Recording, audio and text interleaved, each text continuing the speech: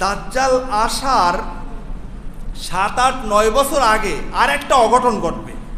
এটাও একটা মারাত্মক অঘটন। সেই অঘটনটা কি? হাদিসে আসছে, আবু হুরায়রা রাদিয়াল্লাহু তাআলা আনহু বলছেন, তাকুনু আয়াতুন ফি শাহরি রমাদান, রমজান মাসে আল্লাহর পক্ষ থেকে একটা নিদর্শন দেখা দেবে। কি নিদর্শনটা?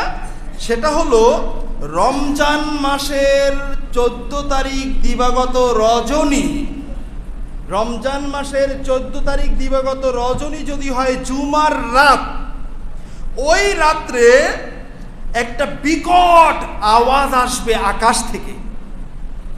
ওই আওয়াজটায়, শব্দের প্রচণ্ডতায় 70,000 মানুষ গোটা বিশ্ব থেকে মারা যাইবে।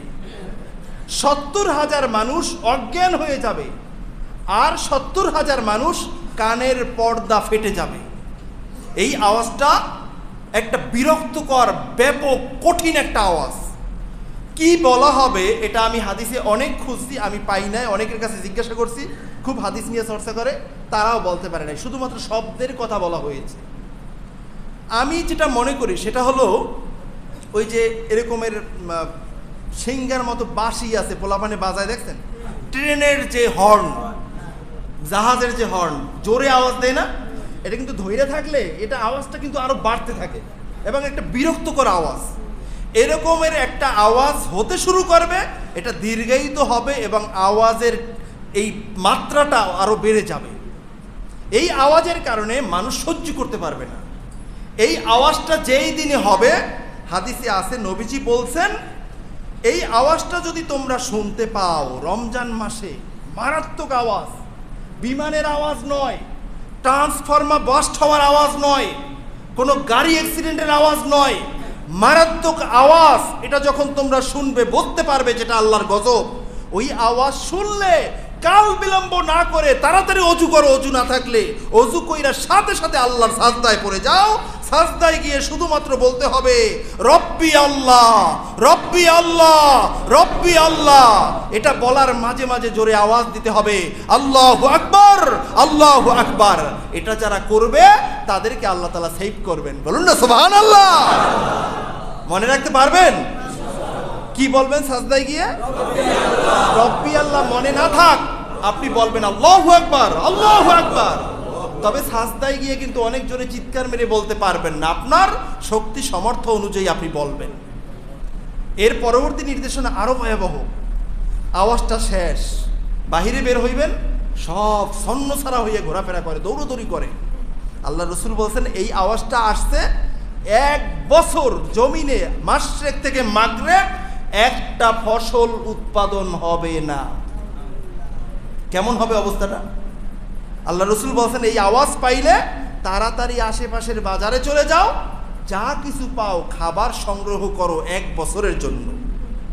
কয় বছরের জন্য? একটু চিন্তা করেন কেমন হবে। এক করোনার সময় চাল পাওয়া যায় না।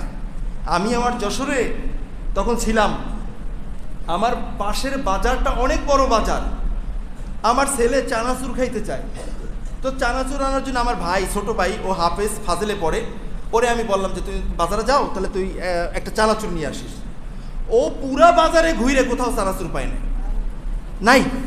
কয় চানাচুর খোঁজো তোমরা, মানুষ ভাত পায় না, চাল পায় না, চানাচুর খোঁজো।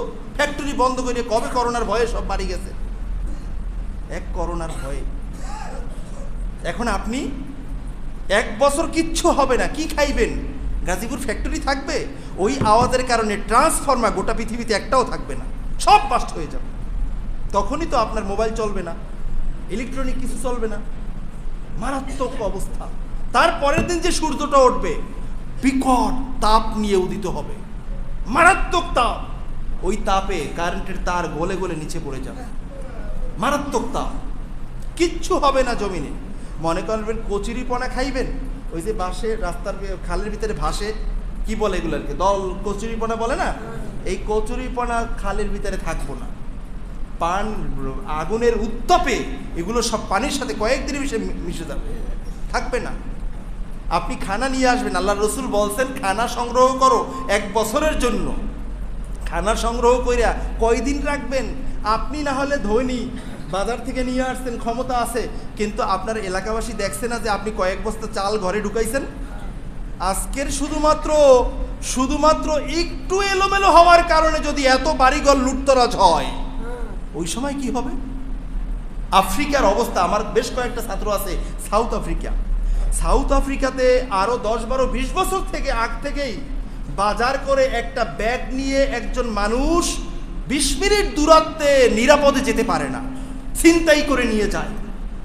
দোকান আমাকে মোবাইলে দেখাইছে, ভিডিও কলে, দোকানগুলো সবগুলো এরকম মোটা মোটা রড দিয়ে বাঁধা, ছোট্ট একটা ফাঁকা যেখান থেকে মানুষের মাথাও ঢুকান যায় না, এখান থেকে মালামাল ক্রয় বিক্রয় করে। এখান থেকে ক্রেতা এসে বলে যে এটা আছে দাও, আগে টাকা দাও তারপরে দেই, অথবা নাই, ওখান থেকে মেপে ওখান থেকে দেয়। দোকানের ভিতরে ঢুকতে পারলে সব চিন্তা করে নিয়ে যায়। আফ্রিকা বর্তমান উন্নত এই পৃথিবীতে আফ্রিকার ভিতরে অবস্থা চলে। ওই 1 বছরে কেমন চলবে গোটা পৃথিবীটা কল্পনায় আসে? দাজ্জাল আসার আগে, ইমাম মাহদী ইসলামের আগে।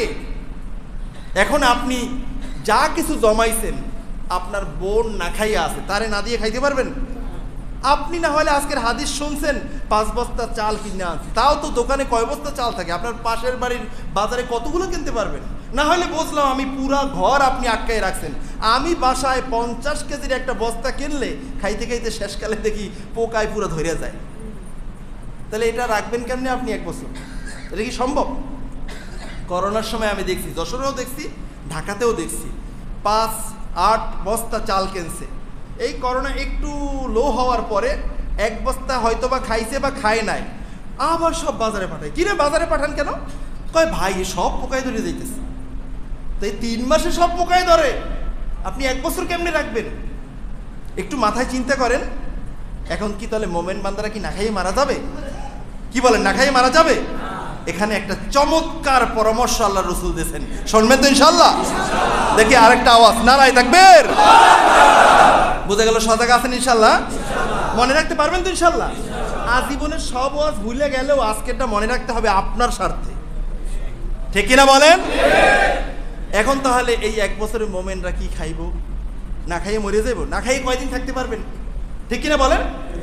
ভাইয়েরা আমার, কিতাবুল ফিতানের মাঝে বিশিষ্ট তাবিঈ হযরত হাসান আল বসরি রাহিমাহুল্লাহ তাআলা বর্ণনা করেছেন। এই হাদিসকে বলা হয় হাদিসে মাকতু। যেই হাদিস নবীজি পর্যন্ত পৌঁছছে হাদিসে মারফু, সাহাবী বর্ণনা করছেন হাদিসে মাওকুফ, তাবিঈ বর্ণনা করছেন হাদিসে মাকতু। বিশিষ্ট তাবিঈ যিনি 129 জন সাহাবী থেকে হাদিস শিক্ষা করছেন, বলুন না সুবহানাল্লাহ। এত উঁচু তবকার তাবিঈ হযরত হাসান আল বসরি রাহিমাহুল্লাহ তাআলা, তিনি বলছেন, আল্লাহর রাসূল বলছেন, বলুন না সুবহানাল্লাহ। আল্লাহর রাসূল কি বলছেন? তাআমুল মুমিনিনা ইয়াওমা ইযিন, ওই দিবসে যখন কোনো খাবার থাকবে না, যখন 1 বছর পর্যন্ত জমিনে কোনো ফসল উৎপাদন হবে না, চারদিকে থাকবে শুধু গরম, টিউবওয়েলের পানিটা পর্যন্ত খুঁজে পাবেন না, ওই সময় মোমেনদের খাবার হবে তাআমুল মালাইকা, আকাশের নূরের ফেরেশতাদের একই খাবার। সুবহানাল্লাহ। তাহলে আকাশের নূরের ফেরেশতারা কি খায়?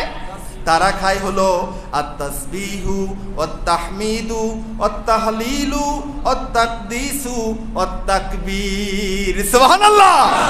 মানে হলো আপনি তখন বলবেন সুবহানাল্লাহ, আলহামদুলিল্লাহ, লা ইলাহা ইল্লাল্লাহ, সুবহুন কুদ্দুসুন রব্বুনা ওয়া রব্বুল মালাইকাতি ওয়ার রূহ, এবং মাঝে মধ্যে পড়বেন আল্লাহু আকবার। এই তাসবিহগুলো যখন আপনি পড়বেন, আল্লাহর পক্ষ থেকে মোমেন বান্দার পানীয় এবং খাবারের তৃষ্ণা মিটে যাবে, বলুন সুবহানাল্লাহ। এখন আপনি তাসবিহ তো ছিঁড়েই ফেলাইছেন, আর পড়বেন কি দিয়া? লাগবে তাসবিহ? কি বলেন, লাগবে? তাসবিহ পড়া লাগবে, তাসবিহ পড়া লাগবে। এখন খালি কথায় কথায় খালি রাজনীতি, আন্তর্জাতিক, ওই ড্রাম অমুক তমুক, এগুলো নিয়ে কথা। সারাদিনে একবারও সুবহানাল্লাহ নাই, সারাদিনে একবারও আলহামদুলিল্লাহ নাই, কোনো তাসবিহ তাহলিল পড়ে না, পড়তে দেখলেও হাসে, কয় মৌলবীরা খালি দিন কায়েম করার দরকার, আরে এরা খালি তাসবিহ করে, খালি তাসবিহ করে। তাসবিহও লাগবে, দিন কায়েমও লাগবে, ঠিক কিনা বলে? বরং গোটা পৃথিবীতে দিন কায়েম হবে তাসবির মাধ্যমে। হাদিসে আসছে যখন তাকবীর দিবে, তাকবীরের কারণে ইহুদি নাসারা বেঈমানদের মসনদ মাটির সাথে মিশে যাবে। আল্লাহু আকবার। তাসবিহ তাসবিহ, ঠিক কিনা বলেন? মনে রাখতে পারবেন তো ইনশাআল্লাহ? তাহলে সুবহানাল্লাহ, আলহামদুলিল্লাহ, আল্লাহু আকবার, এই তাসবিহগুলো পড়তে হবে নাকি? এখন দেখেন আম্মাজান হযরত আয়েশা সিদ্দিকা রাদিয়াল্লাহু তাআলা, মুসনাদে আহমদের হাদিস, মুসনাদে আহমদের 1765 নম্বর হাদিস, আম্মাজান আয়েশা সিদ্দিকা রাদিয়াল্লাহু তাআলা আনহা থেকে বর্ণিত, তিনি বলেন, দাখালা আলাইয়া রাসূলুল্লাহ সাল্লাল্লাহু আলাইহি ওয়াসাল্লাম ওয়া আনা আবকি। কোনো একদিন নবীজি আমার হুজরা মোবারকে প্রবেশ করছেন, প্রবেশ করে দেখতেছেন আমি অজর দরায় কান্না করছি। তখন নবীজি আমাকে প্রশ্ন করলেন, হে আয়েশা, কল আলী মা ইউবকিকে, তুমি এত কান্না করছো কেন? আম্মাজান বললেন, ইয়া রাসূলুল্লাহ, ইয়া হাবিবাল্লাহ,